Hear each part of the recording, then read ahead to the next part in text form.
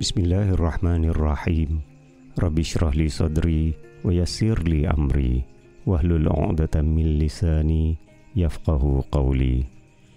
Minda Presiden PAS Tuan Guru Haji Abdul Hadi Awang bertajuk Perbandingan Dua Protes dan Dua Kiblat. Media antarabangsa melaporkan berita yang dibakar menjadi hangat berkenaan seorang wanita muda bernama Mihsa Amini yang tidak memakai tudung kepala, yakni hijab, lalu telah diambil tindakan oleh polis akhlak di sebuah negara berjenama Islam, iaitu Republik Islam Iran. Wanita muda itu diberitakan mati semasa dalam tahanan ketika soal siasat yang belum nyata sebab kematiannya sehingga kini. Pihak Barat yang sangat anti terhadap jenama Islam terus melakukan provokasi dengan menggerakkan kalangan liberal yang masih bebas di Iran untuk melakukan demonstrasi ganas bagi mencetuskan revolusi baru. Revolusi itu diharapkan menjadi alternatif kepada revolusi Islam yang menjatuhkan Syah yang sangat pro-Barat dan melaksanakan budaya bebas kepada rakyatnya. Mereka mahu mengubah semula Iran hari ini yang mewajibkan rakyatnya agar menutup aurat kepada Iran yang pernah bertelanjang seperti negara Barat. Sebenarnya, dalam kalangan negara Islam sendiri sangat berminat untuk kembali semula kepada jahiliyah. Setelah beberapa abad lamanya gagal memecahkan umat Islam dengan menggunakan isu pertembungan antara mazhab, kini isu lama itu dibangkitkan semula oleh musuh dengan menjadikan mazhab Syiah sebagai sasaran kerana telah berjaya menegakkan negara Islam yang dianggap mencabar. Lalu dinasihatkan kepada beberapa negara jirannya yang bermazhab Sunni dengan menganggap negara Islam itu sama bahayanya dengan mendapat sokongan ulama resmi kerajaan. Sekalipun negara tersebut tidak beramal dengan ajaran Islam Sunni yang sama wajib hukumnya. Perbezaan mazhab yang sudah wujud dan mencetuskan peperangan pada zaman dahulu telah berjaya didamaikan sejak beberapa abad yang lampau. Begitu juga pertelingkahan dapat diredakan dengan mengamalkan adab-adab ikhtilaf Islam yang sama. Sebelum berlaku ketegangan terkini, beberapa orang pemimpin Barat membuat kenyataan akan bahaya Syiah kepada Sunni kerana majoriti penduduk Asia Barat adalah Sunni dan mereka bersedia membantu dari sudut persenjataan dan ketenteraan bagi melawan pengaruh Islam ala Iran sehingga berlakunya perang teluk. Namun, usaha yang dilakukan itu menemui kegagalan. Kemudiannya, dicetuskan isu Islamofobia tanpa mengira mazhab sama ada Sunni maupun Syiah. Menjadi kebiasaan mereka apabila adanya jenama Islam yang dinyatakan tanpa mengira apa mazhabnya dijadikan sebagai suatu fobia. Apabila berlaku sesuatu perkara yang boleh ditafsirkan negatifnya walaupun belum nyata akan benar dan bohongnya, maka ia menjadi suatu peluang keemasan untuk melariskan berita. Beberapa badan bukan kerajaan NGO, termasuk di Malaysia, ada juga yang berjenama Islam, ikut terpengaruh menjadi makmum mengaminkan surah yang dikeluarkan daripada Barat itu. Baru-baru ini, media antarabangsa ada melaporkan terdapat beberapa orang warga kulit hitam di Amerika Syarikat terbunuh disebabkan tindakan polis sendiri secara terbuka dan nyata. Berita itu telah dilaporkan oleh media dalam bentuk gambar dan melalui rakaman video. Perbuatan itu dilakukan oleh polis di sebuah negara yang dikatakan paling demokrasi, memperjuangkan keadilan dan hak asasi manusia. Namun, tiada berita tindak balas daripada NGO di Malaysia dan negara-negara lain. Sebaliknya, apa yang berlaku di Iran tiada bukti bergambar. Malah pihak kerajaannya berjanji akan melakukan siasatan kematian Mahsa Amini yang belum diketahui punca kematiannya kerana masih terlalu awal. Terdapat banyak kemungkinan adakah wanita itu mati kerana disiksa, serangan penyakit dirinya, membunuh diri atau salah laku pihak polis. Namun begitu, pihak media terus melaporkan bahawa kerajaan Iran tetap dianggap bersalah. Iran dibelasah habis-habisan walaupun negara Barat itu dikatakan sangat menjunjung tinggi undang-undang dan badan kehakiman. Tindakan wanita itu akibat tidak memakai pakaian menutup aurat ialah suatu kemungkaran yang wajib dicegah mengikut ajaran Islam yang diamalkan oleh semua mazhab dalam Islam. Bukan sahaja Syiah, bahkan juga Sunni dan Ibadi. Tidak ada mazhab dalam Islam yang membenarkan pendedahan aurat yang diharamkan itu. Adapun di negara barat pula, membuka aurat termasuk dalam hak kebebasan bagi diri seseorang. Bahkan ada negara barat yang bertelanjang pun tidak menjadi kesalahan. Adakah kita mahu mengikuti fahaman yang salah dan sesat ini? Sejarah barat sangat berbangga dengan Presiden Amerika Syarikat Abraham Lincoln kerana memulakan langkah menghapuskan penggunaan hamba abdi yang kebanyakan mereka adalah berkulit hitam. Akibatnya, mendiang presiden itu mati ditembak oleh rakyatnya sendiri.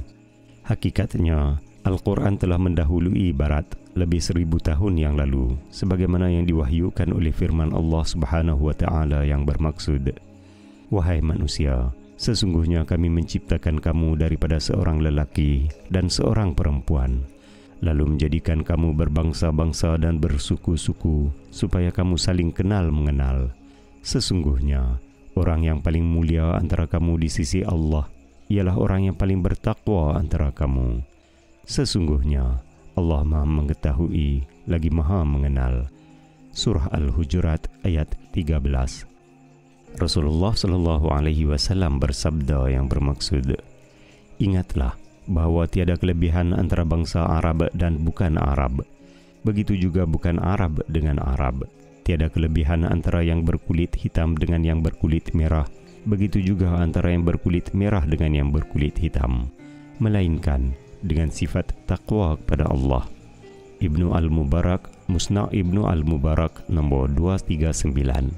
Islam mewajibkan penjagaan hamba seperti menjaga seorang anak dalam keluarga. Sangat besar dosanya menzalimi seorang hamba abdi. Islam mewajibkan hukuman terhadap banyak kesalahan jenayah dan dosa besar dengan denda memerdekakan hamba serta fadilat pahala besar kepada sesiapa yang memerdekakan hamba abdi. Akhirnya, perhambaan berjaya dihapuskan. Bahkan, mereka diasuh dengan ilmu Islam dan lain-lain ilmu sehingga berjaya melahirkan ramai tokoh ilmuwan. Bahkan juga melahirkan para pemimpin dan raja negara umat Islam dalam sejarahnya berasal daripada hamba abdi. Dalam masa beberapa abad sahaja, mereka dapat menggantikan bangsa Arab yang sudah ketinggalan. Hal ini bertepatan dengan firman Allah Subhanahu wa Ta'ala yang bermaksud, "Dan jika kamu berpaling, nescaya Dia akan menggantikan kamu dengan kaum yang lain, dan mereka tidak akan menyerupai seperti kamu ini." Surah Muhammad ayat 38. Dunia Barat hanya memiliki 2 orang yang sangat dibanggakan, yaitu Barack Obama dan Nelson Mandela. Sebaliknya, sejarah Islam mempunyai senarai yang sungguh panjang dan masih tidak tamat sehingga kini. Demikianlah juga perbezaan 2 kiblat dalam dunia hari ini, antara Kaabah rumah Allah di Mekah dengan rumah putih White House di Washington. Allah Subhanahu wa Ta'ala telah menetapkan konsep kiblat umat Islam melalui firman-Nya yang bermaksud, kerana kebiasaan orang-orang Quraisy, yaitu kebiasaan mereka berpergian pada musim dingin dan musim panas, maka hendaklah mereka menyembah Tuhan, yakni pemilik rumah ini, yakni Kaabah, yang telah memberikan makanan kepada mereka untuk menghilangkan lapar dan mengamankan mereka daripada ketakutan. Surah Quraisy ayat 1 hingga 4. Ayat di atas menegaskan kiblat dalam ibadat, ekonomi dan politik tanpa menentukan apakah mazhabnya. Para ulama menamakan umat kiblat kepada mereka yang menghadap ke arah yang satu, yaitu Kaabah, rumah Allah di Mekah, tanpa mengira mazhabnya. Hal ini turut ditegaskan oleh sebuah kitab yang turut menjadi panduan golongan yang bermazhab Salafi dan Wahabi, yang bermaksud kita tidak boleh mengkafirkan ahli kiblat dengan dosa selagi dia tidak menghalalkan yang haram, yakni hukum yang nyata dalam Al-Quran dan hadis mutawatir, yakni banyak riwayatnya yang sahih. Abu Ja'far Al-Tahawi, Matan Al-Tahawiyah, muka surat 60. Di sini menunjukkan betapa urusan menentukan kiblat ialah prinsip kesatuan umat yang penting bagi umat Islam tanpa mengira mazhabnya. Namun demikian, terdapat dalam kalangan umat Islam masa kini yang pemikirannya bercelaru dalam menentukan kiblatnya dengan cara yang tidak sempurna. Kiblat solat dan hajinya ke arah Kaabah rumah Allah di Mekah. Adapun kiblat politik, ekonomi dan media pula menghadap ke arah White House di Washington. Allah Subhanahu wa taala berfirman berkenaan perkara yang menyebutkan tentang media yang bermaksud, wahai orang-orang yang beriman, jika datang kepadamu orang fasik membawa suatu berita, maka periksalah dengan teliti kebenarannya, agar kamu tidak menimpakan musibah ke atas suatu kaum tanpa mengetahui keadaannya yang menyebabkan kamu menyesal atas perbuatanmu itu. Surah Al-Hujurat ayat 6. Saya tetap bermazhab Sunni dan mempertahankannya tanpa melulu sehingga menyesatkan semua mazhab lain dengan mudah. Hal ini demikian kerana sejarah para ulama Sunni yang bertaraf imam mazhab daripada kalangan mazhab Hanafi, Maliki, Syafi'i, Hambali dan lain-lain bersahabat dengan para ulama Ahlil Bait Syiah yang sezaman seperti Imam Ja'far As-Siddiq, Musa Al-Kazim, Imam Zaid bin Ali dan lain-lain. Mereka sama-sama berjuang menentang kezaliman pada zaman masing-masing, bahkan berguru dan belajar sesama mereka. Umat Islam hendaklah membaca sejarah tiap-tiap imam itu. Bahkan lebih daripada 100 orang ulama Syiah yang muktabar disebutkan riwayat mereka dalam kitab-kitab Sunni. Begitu juga ulama Sunni dalam kitab-kitab Syiah. Contoh yang lain, kitab syarah hadis yang terkenal bernama Subul Al-Salam menjadi buku teks beberapa kuliah universiti di negara Sunni. Kitab itu sebenarnya dikarang oleh Imam Al-San'ani yang bermazhab Syiah. Beliau mensyarahkan matan asal iaitu kitab Al-Bulugh Al-Maram karangan Imam Ibnu Al-Hajar Al-Asqalani yang bermazhab Syafi'i Sunni. Tidak dinafikan adanya amalan yang dinamakan bid'ah yang melampau dalam kalangan penganut Syiah. Begitu juga perkara yang sama turut berlaku dalam kalangan penganut mazhab Sunni. Sepatutnya perkara perbezaan mazhab diikuti dalam perbincangan para ulama melalui kitab-kitab yang muktabar dan muzakarah ilmu, bukannya dalam kalangan yang jahil. Lebih malang lagi, ada kalangan mereka yang mengikut nasihat negara barat yang mempunyai kepentingan politik dan agenda memecah belahkan umat Islam yang berbeza mazhab dan berbeza hukum furu' cabang dalam satu mazhab. Adapun dalam perkara dasar dan rukun agama, umat Islam wajib bersatu padu serta menghadap hanya ke arah satu kiblat sahaja, bukan sahaja dalam ibadat, malah dalam semua urusan hidup yang berada dalam petunjuk Islam yang sempurna. Para ulama semua mazhab berusaha membetulkan penyelewengan yang berlaku dalam semua mazhab yang tidak boleh dibiarkan kepada kalangan yang jahil.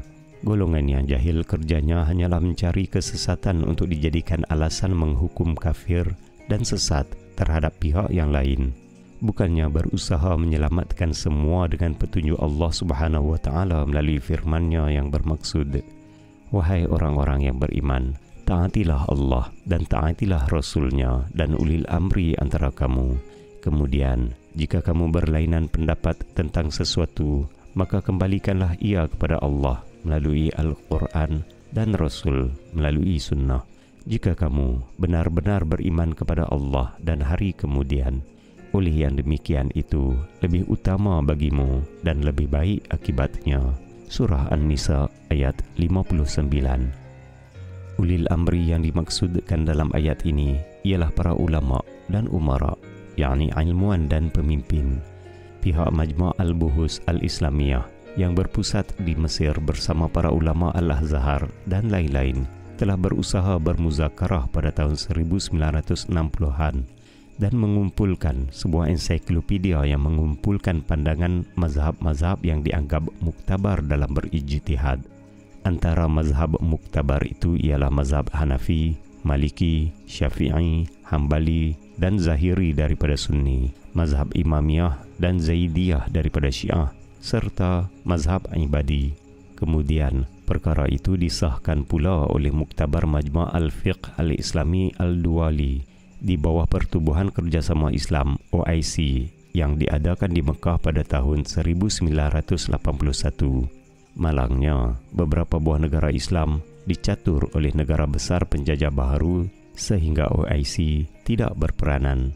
Maka dalam keadaan mana-mana negara umat Islam yang diceroboh atau dikacau oleh musuh Islam, maka umat Islam wajib bersama-sama mempertahankan Islam, kerana Rasulullah SAW menyifatkan hubungan dalam kalangan umat Islam itu laksana satu jasad. Isu Palestin dan Masjid Al-Aqsa menjadi ujian buat umat Islam apabila ada dalam kalangan negara Islam yang mempertahankannya dan ada pula negara yang melakukan normalisasi dengan negara haram Israel, sehingga melupakan kiblat pertama umat Islam dan kiblat terkini.